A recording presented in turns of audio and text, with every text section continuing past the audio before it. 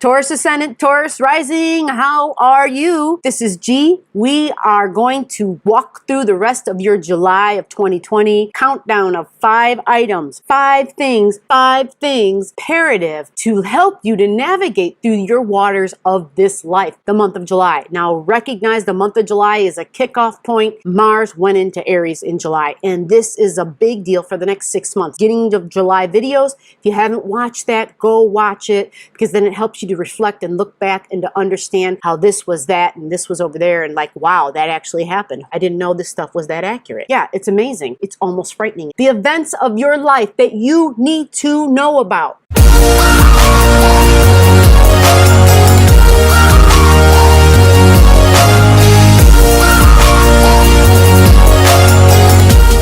We're going to start off mid-month. We're going to begin with like the 15th/16th of July. At this time for you, Taurus, I am looking at your Cancer energy. We're going to have a new moon here. Now, the new moon's going to happen at 28 degrees. If you have a chart, if you want to follow along, I'm giving the degrees so that you can see. Because you always want to see, do you have something there?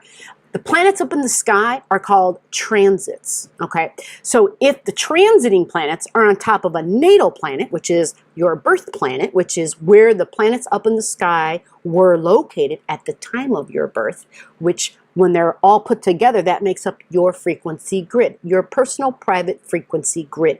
You vibrate at a certain frequency as a human being, and this is beautiful. 15th/16th, we have some tension, we have some stress. It's our emotional waters being fueled and amped up, being literally under a flame from the sun, okay? So our Aries energy, fire, right, is actually sending testing and stress and tension. Now, this isn't great because, well, we don't like to have to feel tested and stressed and tension. Like, we feel like, what the hell? So far, 2020 feels like 5 years of my life. I'm done with it already. But folks, this is not a sprint.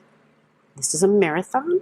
And so all we got to do is make sure we're following the rules, seatbelts on, keep the masks on, be smart, be diligent with sanitary and hygiene is a big deal. So keep it up, keep it up. Let me take a peek for you.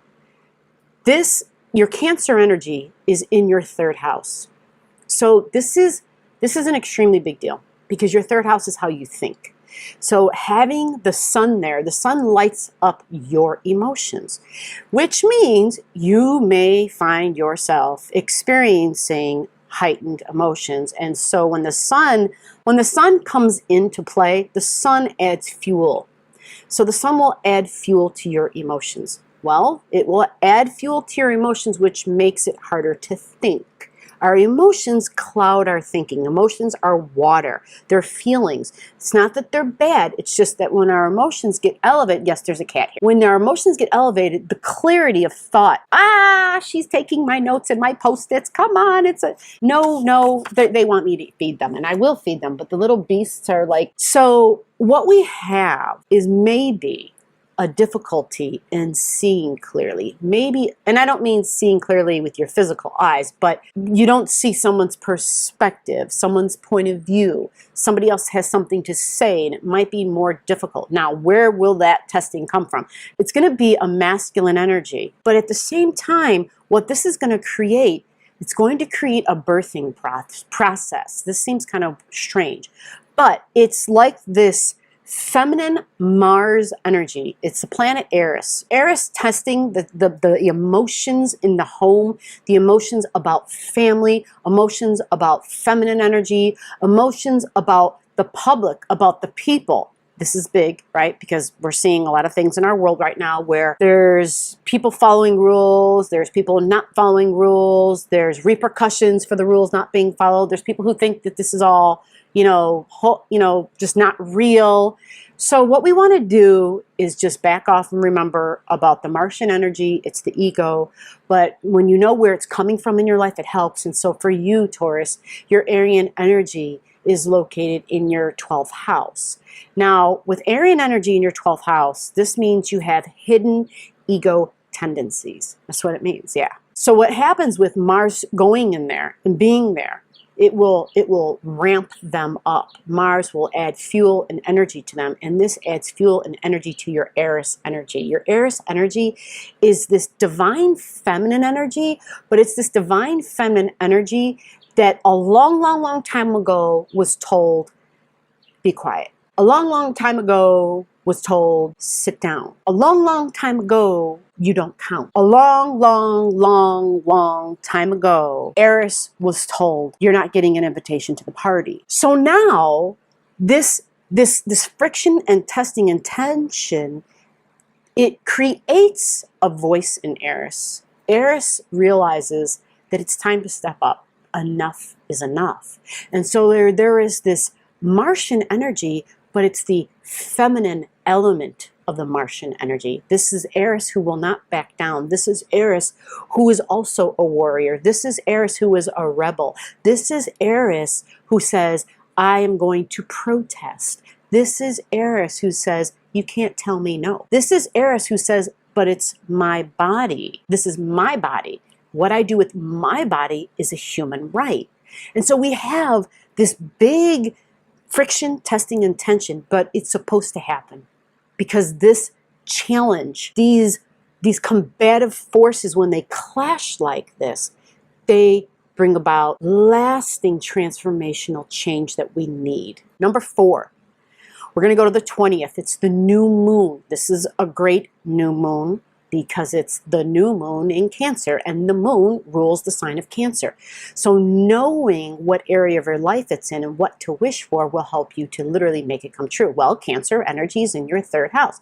So this is a clarity of thinking. Can I think and can I separate? Can I take my emotions? Can I be in touch with my feelings? Can I be in touch and have empathy and understanding and compassion and nurturing? And at the same time, can I make a clear decision? Can I see clearly the path ahead of me? Can I see through the murky waters, even though emotions are involved? I want to be able to make the right choice with my emotions, with my understanding, with my empathy. And 3rd house is the way I think, the way I talk, the way I relate, the way I communicate.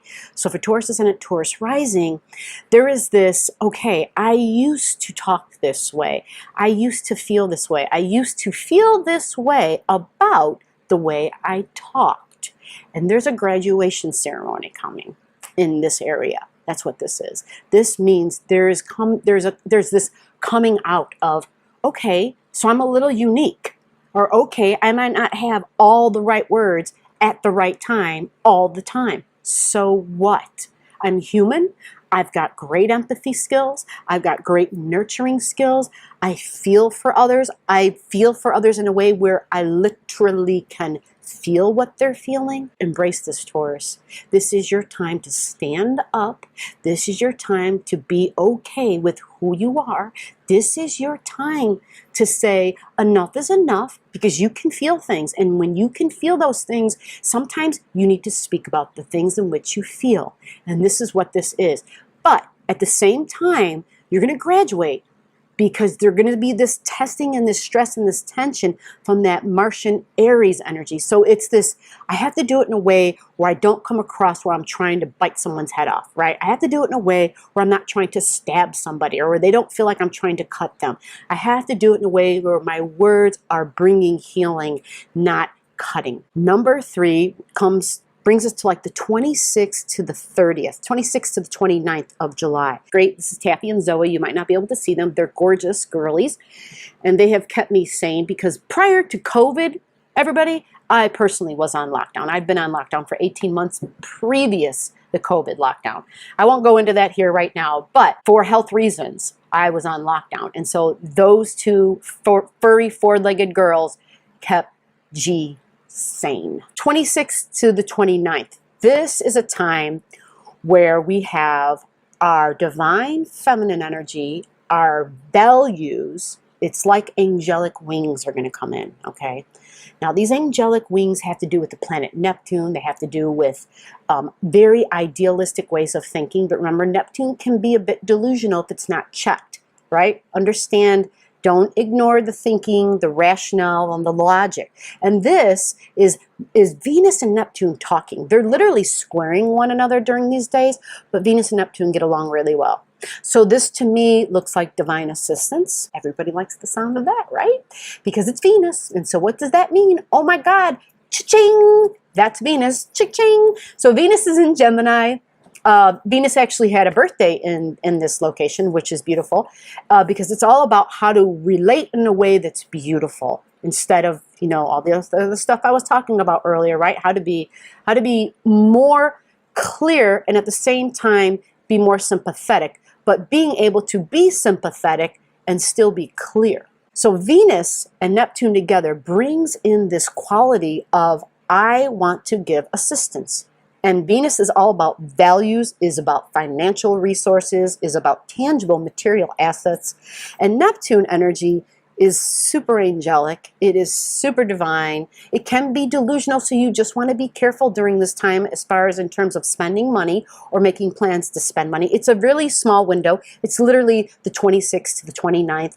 But of course, you would want to look at your own chart to see if you have anything in your own private stuff that would add to the delusion as opposed to the clear thinking and maybe making a decision at a wrong time. Again, if you don't know, anytime you comment your stuff below. Number 2, or was that number 2 already? I think that was already number 2. Number 1, the last, number one is at the very end of the month. We have Mercury and Neptune squaring each other. Now this leads to what I was talking about earlier. At the very end of the month, we have Mercury and Neptune trining each other. So if you have a decision to make, you want to wait. Remember that the 26th to the 29th, I talked about making a decision that had to do with money might not be a good time because there's probably going to be, oh yeah, you're going to be getting another check coming in, right? You might be hearing about that. But wait until after the 30th, because on the 30th, we have Mercury, the thinker, trining Neptune, exactly. So they actually can make a good decision together. And it's going to include your emotions, but it's going to be done in a way where your emotions aren't going to block your thinking. It's going to be done in a way where a decision is going to be made that's going to help the group, that's going to be best for the benefits of the whole. Not just me, although I am a part of that, but it's going to be beneficial for everybody, all right? Everybody within your private group, everybody within your family, and that's you. You get included in that. So Taurus, I'm loving this for you. This is all, again, about your communication. This is all, when I look at your chart and I look at where Cancer and where Mercury is going to be for you and where Neptune is for you, this has everything to do with the way you talk, think, speak, and communicate. This is social media. This is the internet, big time, and most definitely astrology, right? So this is wonderful, Taurus. This is wonderful. I'm thrilled about this. I'm going to give you one more surprise nugget to walk away with. For anybody who already cut out, they lose out. I save the nuggets for last, and this extra nugget is the very last day of July going into August. What we're going to be facing is some very transformational, deep stuff, okay? It is all about secrets coming out. It is all about a great revealing. It is all about people in power, which would be government, big businesses, people with mad money, the abuse of power. We've already been experiencing that. We've already been seeing that, but there's more of a revealing. But I also want to put this out there, not to be fearful, but what this does represent also is more deaths to the coronavirus. And I say that because the planet Mercury rules our lungs. And the planet Pluto is all about death and transformation. And Pluto makes changes in a very deep, deep way. Pluto is about, I need to make changes. Pluto is about these big things come, and they are so big that they affect tons of people. And that's what Pluto is doing, right? That's what this pandemic is doing. This isn't Pluto's fault, by the way. There are multiple factors that line up that support this sort of a thing that we're all going through, because the whole point of it, this is all these other things I'm talking about are literally the ingredients to support the Pluto experience. Pluto is about power and intensity. So when we get to the very butt end of July and going into August, for a few days there is an intensity about communication and information, and it's going to have to do with those that are in power. I know it feels like we're getting stuff every single day, but this is just this. It's Mercury opposing Pluto.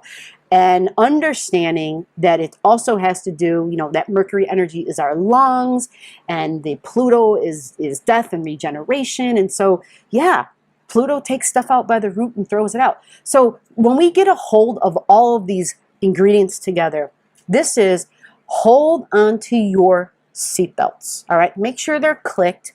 It's, you know, be smart, be sympathetic, be understanding, be kind. Understand this is all about how we are going to raise our consciousness together. This is about unity within the community. This is about taking care of us and the people and the public here on this earth, elevating the two-legged and the four-legged and the ones that have the no legs, the winged beings. Let us all elevate together. Let us all rise. Let us all fly together. Let us all come to the point in time where we understand that we are one. We are one.